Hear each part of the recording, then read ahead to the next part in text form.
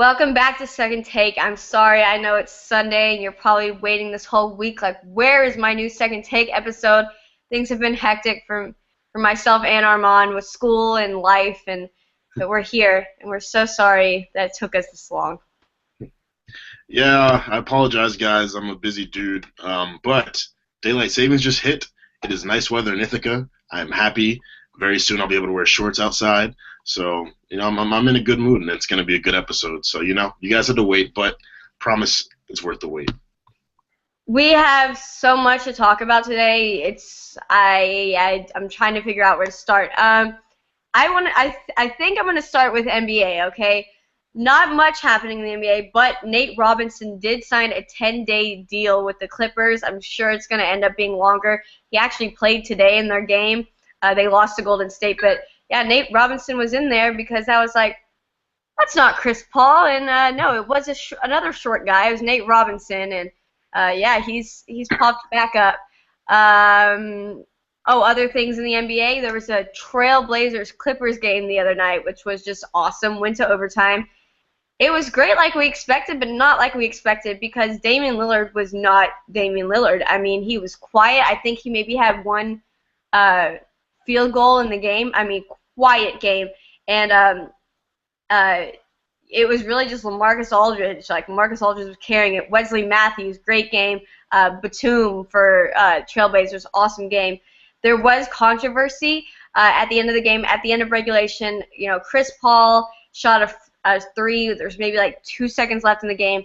Didn't go in. DeAndre Jordan is under the basket, and the ball falls out into his hand, and he just holds it, and it's .7 left, and the clock runs out. He heard the buzzer go off for the shot clock and thought that the game was over. Chris Paul has a hissy fit. I'm talking about this boy threw a tantrum. And screaming, jumping up and down. And I understand why DeAndre did that because I thought the same thing. I thought the game was over. I thought the time had run out. I didn't know it was a shot clock. Anyway, DeAndre Jordan plays pissed off all of overtime. Trailblazers pull it out. Amazing game. Again, Damian Lillard very quiet. Sadly, the next day in their game, Wesley Matthews ruptured his Achilles, which is just horrible because he had such a great game the night before, which is just a total bummer. But welcome to the NBA. Welcome to professional sports. That's all I really got for NBA right now. Oh, I can't forget this. I promised I would mention it. Russell Westbrook had 4 triple-doubles in a row, the first person to do that since Michael Jordan.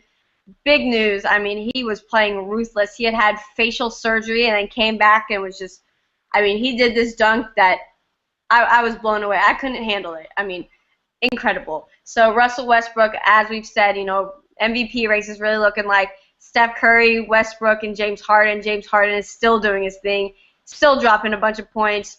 He's doing great. My boy Dwight Howard is working on coming back to playing. Hopefully he'll be back on the Rockets in time for the playoffs.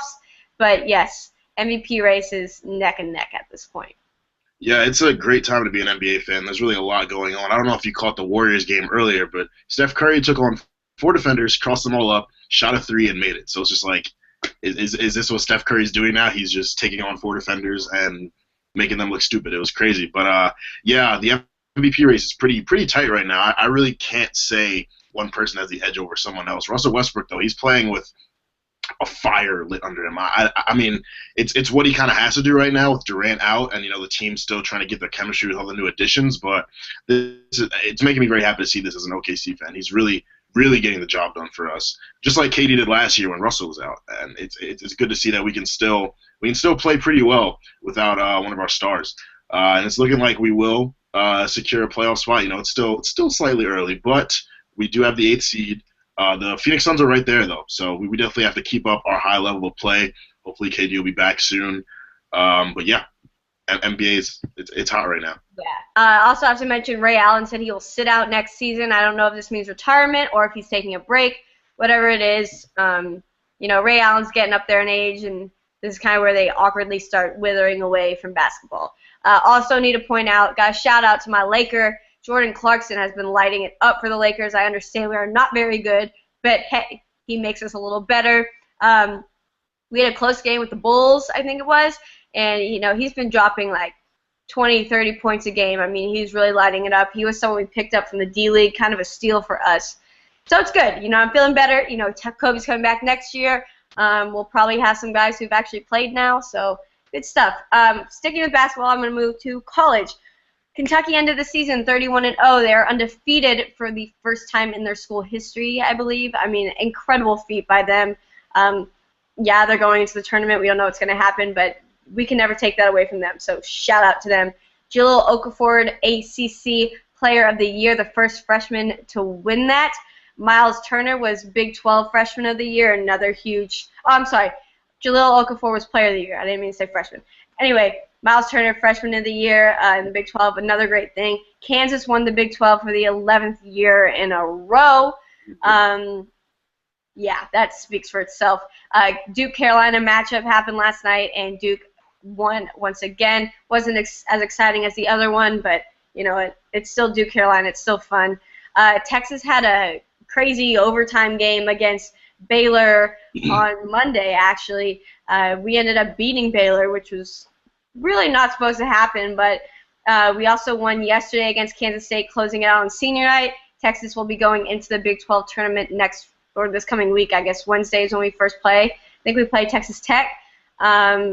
We're fighting for our seed. We're kind of in the bubble right now to see if we'll make it to the NCAA tournament, depending on how we do in the Big 12 tournament. So things are a little shaky, but got a shout out to my boy Isaiah Taylor in that game against Baylor. Really, really killed it. I mean, saved us, won the game for us. It was awesome. It was a great game. And there's now a new Texas versus Baylor rivalry. We had a huge fight on the floor, and I got excited. I love a fight, but I don't like seeing people I know get popped in the face. But still, it was exciting. Three Baylor players got ejected. I think 4 of our players got ejected. Benches cleared. Everything was wild. At the end of the game, there was almost another fight. There's some serious beef between Texas and Baylor right now, and it's going to be really fun to play them again next year, or if we face them in the Big 12 tournament, because that's going on. I think that's all I have for college basketball. Do you have anything else to add, Armand? Syracuse is going through. Oh, how could I forget that? Yes. Go ahead. Okay, Syracuse. I need to get the numbers exact, but we talked about how they gave a self-imposed ban. Then the NCAA finally issued their ruling. I guess it was on Thursday or so. Vacated Syracuse of how many wins? It's been going on since like 2005. So it's or like 2000. It was early 2000s. I mean, I'm pretty sure it was like. I want to get the number right. Armand, can you look it up? But vacated wins. Jim Boeheim has to sit out a year. Right? Was that it? A year? I mean, just kind of gave Syracuse the death penalty, except without shutting the program down. Syracuse, we talked about this before, this was not their biggest year, but still, this is a huge thing for college basketball to shut down Syracuse like this. And vacating the wins, I mean, Syracuse is a very successful basketball team, and you're having to think, what are these wins that are getting vacated? These are tournament appearances, huge wins, all this stuff, trophies, tournaments, everything, and it's gone. So this was detrimental to Syracuse. Yeah, it was a crazy story to hear. I'm still trying to find the exact number of 108 wins were vacated. Okay, yeah, I knew it was over 100. Yeah. Yeah, it's crazy. They also lost 12 scholarships. It wasn't a good season for them already, and this just makes it that much worse. Jim Boeheim dropped from number 2 to number 6 on the all-time wins list for coaches, I believe. It's horrible to see, but I mean, at the same time, he just. I mean, I think it was completely unnecessary. What they got handed. We've seen the NCAA do this with football. Went way too hard on Penn State, and I guess they're trying to do it in basketball as well. And he's not suspended the whole season. Suspended 9 ACC games in 2015 to 2016. So he lost 108 of his wins, 12 scholarship players, fine of $500 per contest played by ineligible students. Have to return to NCAA all the funds they've received to date through former Big East Conference, like from winning the tournament, etc. It could cost the school more than $1 million. They're shutting down some of the recruiting. Men's basketball and football program placed on 5-year probation until March 5th, 2020. So, I mean, this is excessive. I mean, we don't even fully know all the findings. They were investigating, like, ineligible players and drugs and stuff like that. But I'm still waiting for what's happening with North Carolina. You know, that whole investigation, it seems like the word around the sports world is this was excessive and very excessive. I mean, our friend Al Klein says that this won't hurt recruiting, but it's gonna hurt the whole Syracuse. I mean, I'm not even a Syracuse fan. I support them, but this hurts me. I mean, this is hard to see. You never want to see a powerhouse like that just get demolished, like taken away of 108 wins, hard-earned wins. It's crazy. I mean, yes, we take it away on history, but we all know who actually won these games. But yeah, I really have no more to say other than I'm kind of speechless about it. Yeah, I completely agree. It's very unfortunate, but you just can't be going around the rules. Academic misconduct, failed drug tests. It's just stuff that you should be taking care of as a coach and as an organization. And now they're gonna have to pay for it. You know what I'm saying? You get treated based on your actions, and when you do wrong things, you get punished for it. So I mean, it's unfortunate, but they will learn from this, hopefully. Okay, now I'm gonna go to NFL, and this is where things are about to get hectic. Second take viewers, about to get hectic. All right, I'm gonna shed some tears real quick because all right, the Eagles decided to it's coming. Decided to trade LaShawn McCoy to the Buffalo Bills. It's hard to say. It is hard. I need you to take over. I need a moment. Yeah, it was crazy to see. I got the notification on my phone, and I was just like, "Wait, what?" For a linebacker, Kirk Alfonso. I don't even know the. I don't know the guy's. Yeah, he used to play for Chip Kelly, so I'm like, okay, I guess that makes sense. But with LaShawn McCoy being one of the top running backs in the NFL, it's crazy. And on the surface, you're like, the Eagles are stupid. Like, why would they do this? Do they want to be a great team? Do they want to win? But I read up on it, and there are some long-term benefits for them. You know, they're obviously freeing up some cap space. They're looking to trade up and get Mariota as well. They think they can find a starting running back because there are apparently some solid ones in this draft class.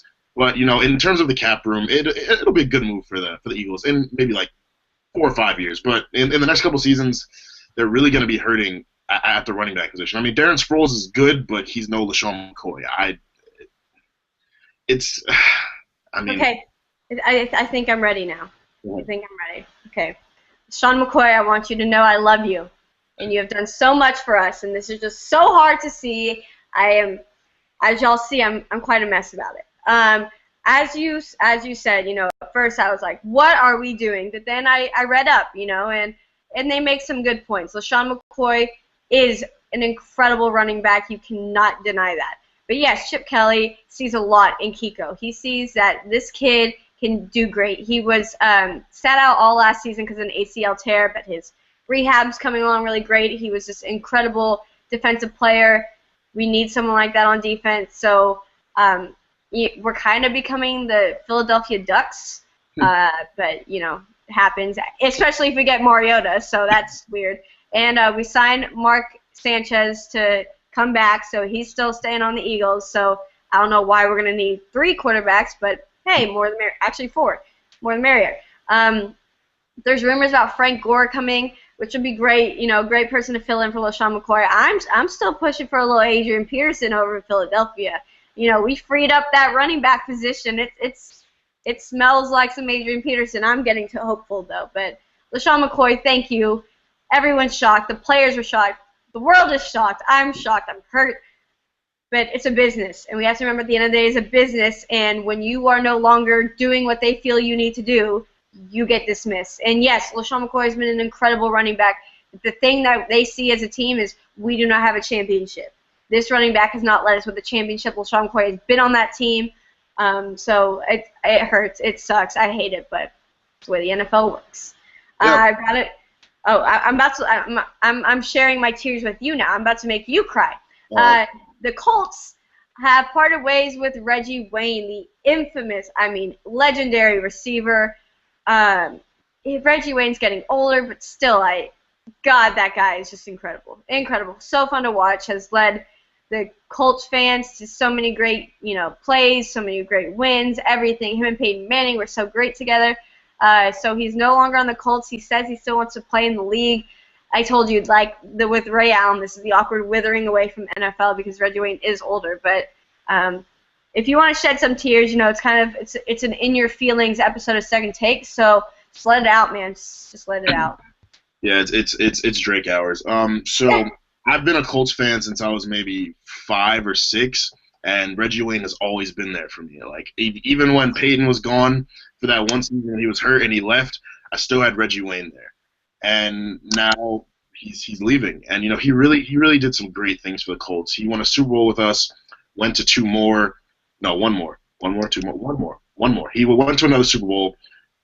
Playoff pushes every season, phenomenal catches, clutch catches. He got the job done for us, and even as he got older, it seemed like his skill didn't go away. He had a great season last season, great season the season before, and the Colts are just now we're just shifting into a new era because Peyton left us, Jeff Saturday left us, Marvin Harrison left us years ago, Edgerrin James left us years ago. The people I grew up watching just aren't on the Colts anymore, and it sucks. But as you said, it is a business, and teams move on. You have to shift into new phases. The Colts are trying to establish themselves as a legitimate Super Bowl contender, and we're going different directions with receivers. We're talking to Andre Johnson, so that would be a very solid replacement for Reggie Wayne. Frank Gore was also apparently talking to us, but he reported today that he will be going. He's intending to sign with the Eagles, so we lost out on him. But it was a sad news to hear. But no, I feel you. Fans are the ones who really hold on to those players that have been there a while. I mean, we love them. The Reggie Waynes, all these guys, and the teams don't really care that much, but we care more, and that's why it's so hard to be a fan sometimes. But I'm wiping away my tears.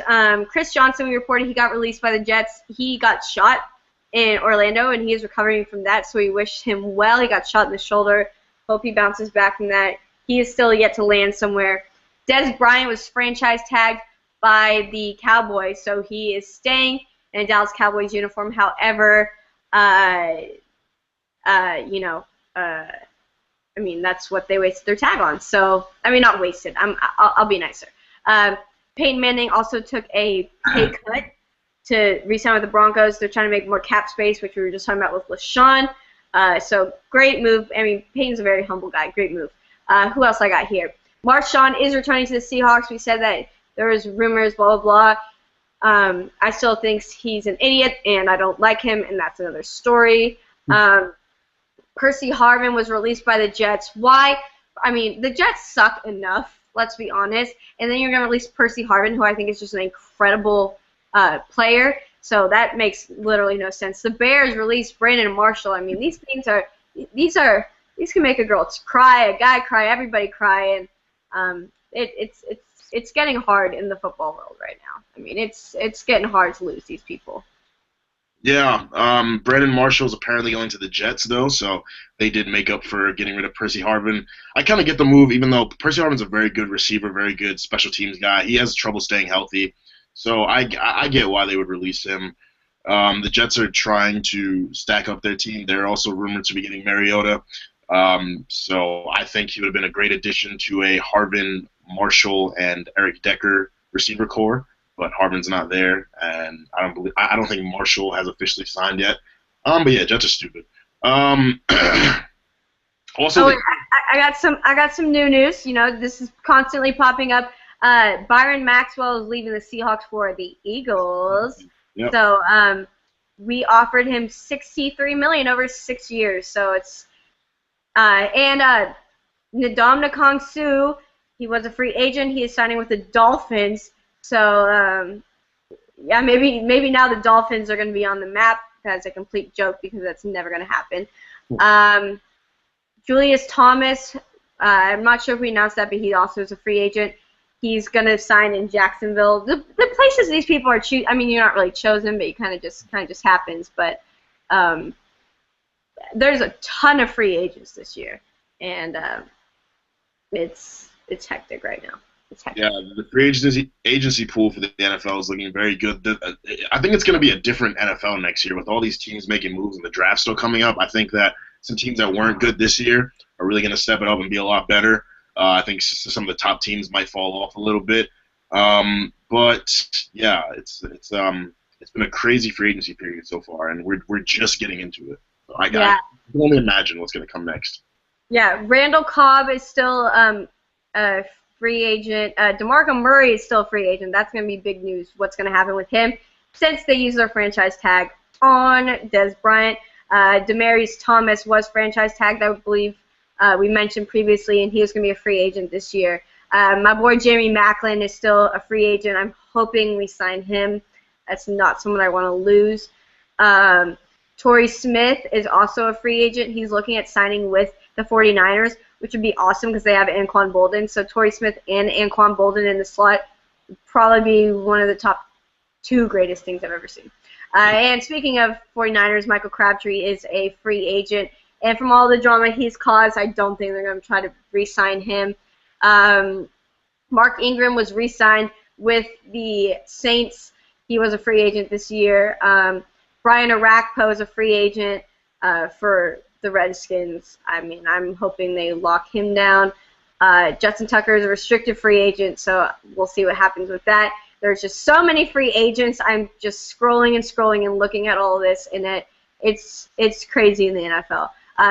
They can't ink any of this until Tuesday, so I expect the next 2 days to just be a bombardment of alerts of who's leaving, where they're going, how much money they're getting. It's hectic, but it's making me ready for football. You know, it's like this little tease, and then we've had the combine, and then next month we have the drafts, and then it's kind of like we're slowly getting closer. It's slowly coming back.